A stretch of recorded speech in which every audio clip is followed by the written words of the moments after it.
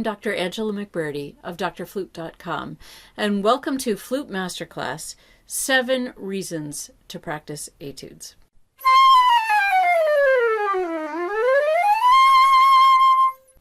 In this class, I'll give you 7 ways for you to practice your etudes that will further your musical skills, further your technical ability, and help you transfer all of that over into your solos, which is, of course, where we all want to go.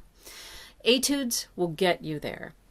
In this class, I'm going to talk about technique and how you can practice your etudes to build your technique, the best way to learn the etude, but also to make your fingers move faster. Then we'll move into articulation and talk about the placement of the tongue to give your articulation a clear and crisp sound. Then tone.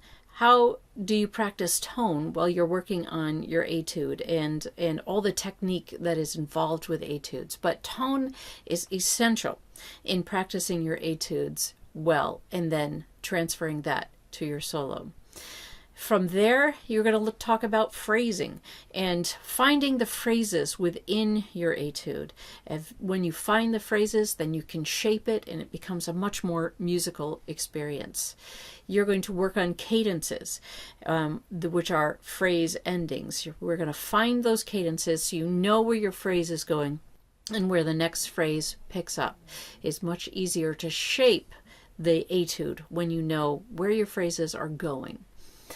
Then we'll move into perfect practice. Our etudes often are very technical and very involved, and they often have a lot of changes of key. And by practicing perfectly and figuring out how to actually do that for technical skill, for your sight reading skill, is really going to bump up your abilities to sight read music and to play perfectly and not have those glaring little tiny mistakes that you thought you had fixed. And at the very end, we're going to talk about concentration.